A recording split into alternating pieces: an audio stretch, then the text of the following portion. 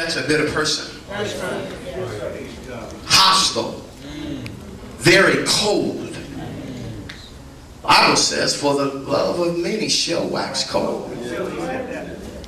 I thought about that. I said, yeah, a lot of saints, some are bitter. We're going to deal with that. Go ahead, bro. Bring it on. Because when Apostle Paul was writing epistles, he was not writing to sinners. No, he wasn't. Who was he talking to? Don't be bitter. He was talking to saints. He wasn't talking to a crackhead on the street. No, saints ain't bitter. You see they dressed up. You see their teeth. They shouting, speaking in tongue as the Spirit of the Lord, or should, as he give utterance. But even underneath all of that, you got folk that are bitter, and not just in church, in every area of our life, at the grocery store. You going to reach for a can and somebody stepping in front of you to get just mean and nasty. Road rage. You want to cut over, they won't even let you over. Bitter and nasty. That's the truth, brother. That's right. Because there's something that happened in their life. And it's not altogether saying that you are not wrong in that what you feel. Right.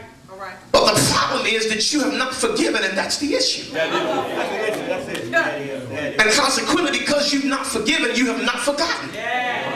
So it's playing in your mind like a DVD over and over again. She done me wrong. My baby done me wrong. My baby done me wrong. She left me. She hurt me. He lied to me. And the reality of it is, she did leave you. It's true. She left you. Took all the furniture, the dog and the cat, she left you. Took the car, she left you. Took all the money out the bank account, yes, she did. You righted that. It's truth to that. But it goes deeper than that, because you have those that been offended, and those that's been manipulated and violated, even emotionally, physically, and mentally, and spiritually. And you have folk that's been violated, and what they're feeling in their mind is that, God, I want to take matters in my own hands. I want to handle this because I've been violated. And many times people have the ability to just put cover over issues that they really don't want to deal with at that moment. So many have put covers over issues, over the hurt, over the bitterness, and you don't want to deal with it, and you don't want to even acknowledge that you are bitter. But the test comes when you see the person that made you bitter, or that you've allowed to make you bitter, or an event happen. You could be doing ever so fine, and when you see that person, your leg get to shaking involuntarily, your mouth get to twitching, and you turn your head to the right. I can't deal with no. And if it were possible, you would make another door out of that wall that you could avoid that. But the fact of the matter is, you can't avoid bitterness. You got to forgive. That's the antidote to forgiveness, to bitterness. Forgiveness is the antidote to bitterness. You gotta let it go. You gotta let it go. You gotta let it go. You gotta let it go. It don't mean you a punk because you let it go. It don't mean you soft and you weak because you letting it go.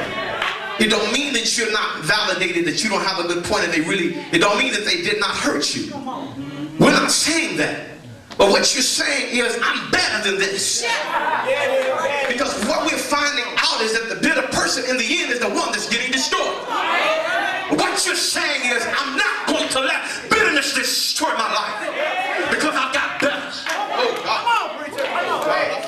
Bring it on. Oh God. And we're finding here, we're finding that it's in our schools. On the playground, my son brought me an issue. My baby son, Corey. He said, now Dad, I'm telling you, thank God for the relationship with father and sons and mentors. He said, now, my girlfriend, that's good, I'm glad. He said, my girlfriend.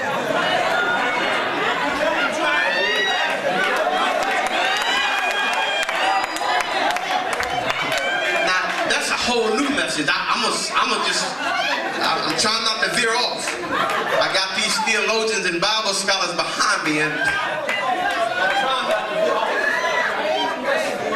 but because this generation now, if it feel good, they say do it.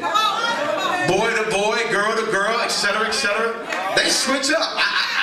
On a Monday, I want a girl. On a Tuesday, I want a boy.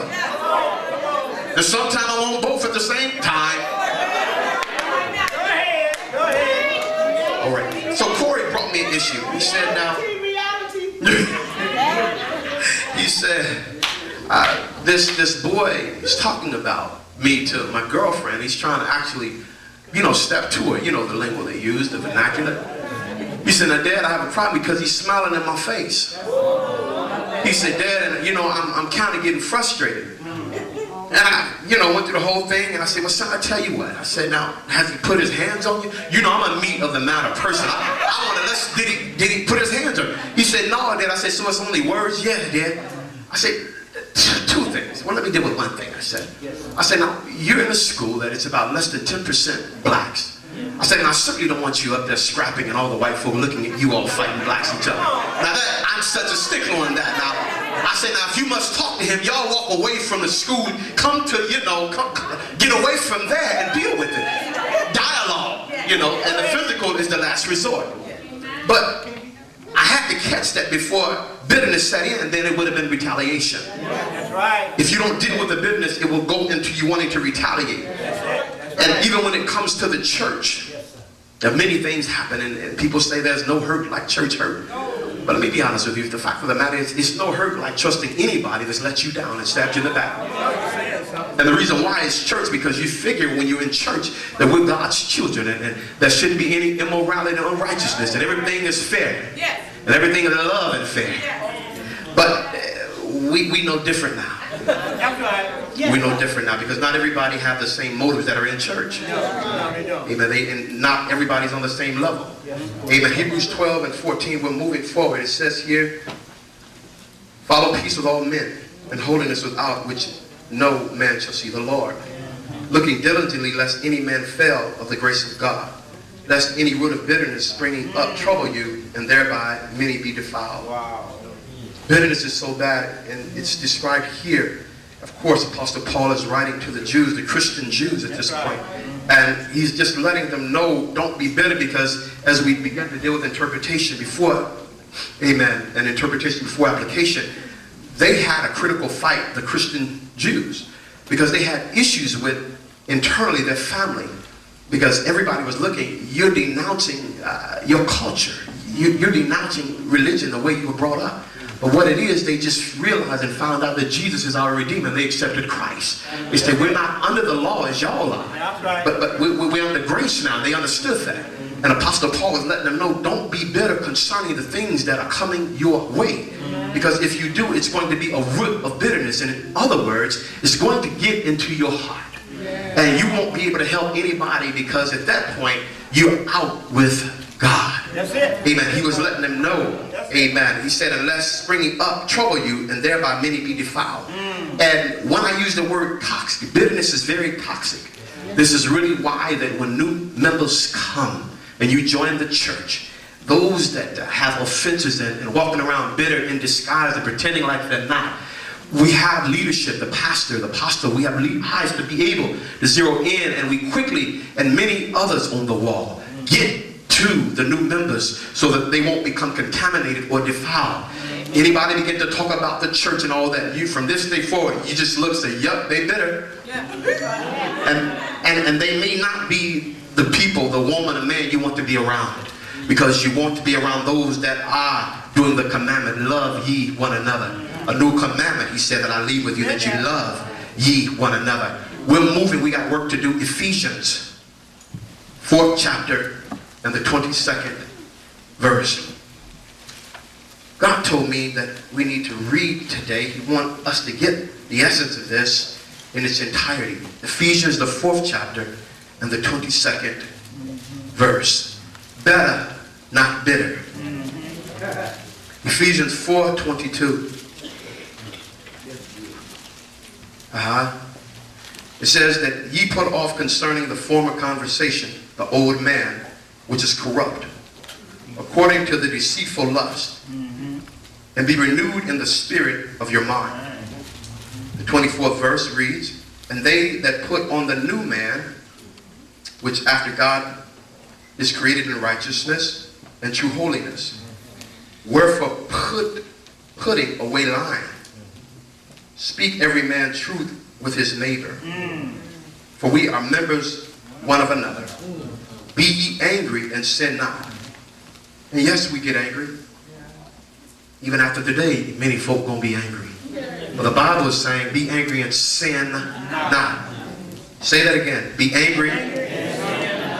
Let not what? Sun go down. So you mean to tell me when you're mad at somebody, you're supposed to just turn over and go to bed and snore? The Bible declares that if you have an ought against your brother or sister, you lay your gift down at the altar and deal with it. The way you deal with it, humility and love. How is it that you're going to go to them in an accusatory manner and very puffed up and prideful? You're asking for a confrontation. But if you really want to get it right, go to them in humility and in love. Forgetting about your position, your title, your age, your gender, and how much money you got.